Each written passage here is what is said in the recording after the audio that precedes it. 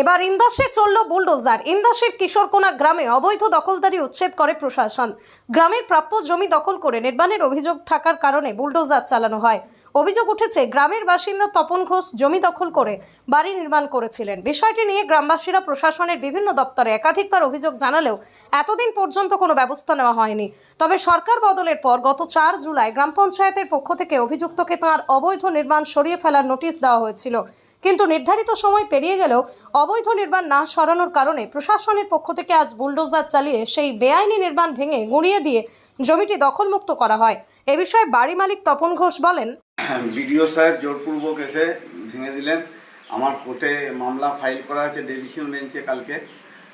ACG নিজে direct court থেকে phone করেছিলেন বিডিও সাহেবকে, বিডিও সাহেব ফোন ধরেননি। মেল করেছেন গতকাল, মেল রিসিভ করেছেন না করেননি জানি না।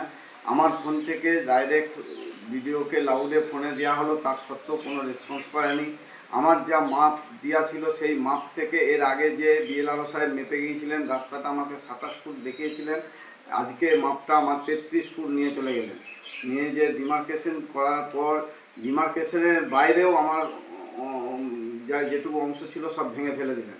পায়খানা বাথরুম ছিল, আমার নয়, অন্য আমার এক ভাইয়ের ছিল পায়খানা বাথরুম, কিচেন, সেগুলো সব ভেঙে গুঁড়িয়ে দিল। আর আমার যেটুকু ইনক্রোচ ছিল আগে, আমি যেটা এসডিওর কাছে স্বীকারোক্তি ছিলাম, সেটা আমি এসডিওর কাছ থেকে এসে ভেঙে দিয়েছিলাম।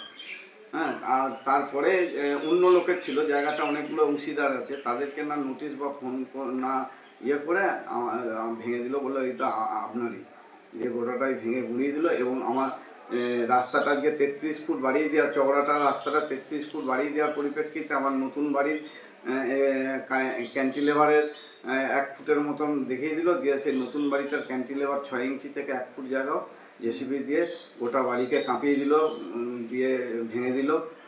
রাস্তা 25 ফুট বহাল আছে এক প্রান্ত থেকে আরেক প্রান্ত। তারপরে ইলেকট্রিক পোল আছে, ইলেকট্রিক পোলের পর পঞ্চায়েতের ড্রেন আছে 3 ফুট, পঞ্চায়েত ড্রেন করেছে মাপজোক করে।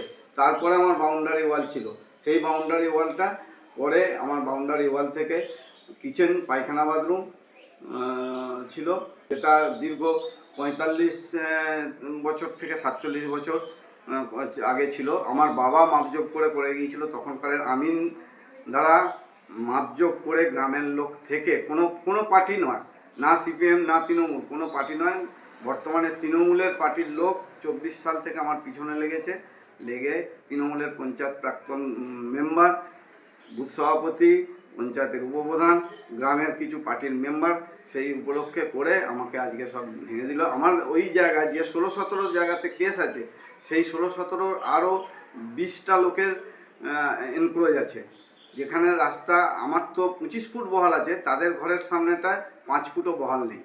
সেটা কেউ ভিডিওকে বা ওসি সাহেবকে দেখানোর জন্য বললাম, ওনারা বললেন না আমরা এখন ওখানে দেখবো না, এখানে দেখতে এসেছি, যেটা একটা মোটরসাইকেল বা একটা টোটো পেরোয় না পঞ্চায়েতের রাস্তায়। অলরেডি মামলা হিয়ারিং আছে 17 তারিখে। 17 তারিখে ভেঙে তো দিয়েছে, আমার ক্ষতিপূরণের জন্য দাবি করব। আমার নতুন বাড়ি কাঁপিয়ে দিয়েছে জেসিবি দিয়ে, ওটা বাড়ি মুড়ে গেছে। আমার নতুন বাড়ির কোনো ইয়ে ছিল না, সেই নতুন বাড়িটাও আমার জেসিবি লাগিয়েছে, লাগানোর পরিপ্রেক্ষিতে আমার বাড়ির ক্ষয়ক্ষতি হয়েছে। আমি সেই ক্ষতিপূরণের দাবিতে আমার হিয়ারিংয়ে যে ডিভিশন বেঞ্চে মামলা দায়ের আছে, সেখানে আমি আগামী 17 তারিখে আবার নতুন করে আপিল করব। আমি বারবার বিজেপি নেতৃত্বর কাছে বা বিধায়কের কাছে একটাই অনুরোধ করব, রাস্তা যদি ক্লিয়ার করতে হয়, গোটা গ্রামের রাস্তা ক্লিয়ার করে দেওয়া হবে। পারমিশন অ্যাপ্লাই করেছিলাম 24 সালে ডিসেম্বর মাসে, সেই পঞ্চায়েত পারমিশন পর্যন্ত তৃণমূলের প্রধান, উপপ্রধান, পঞ্চায়েতের মেম্বার, বুথ সভাপতির ইয়েতে আমার পঞ্চায়েত পারমিশনটাও খারিজ করে দিয়েছে।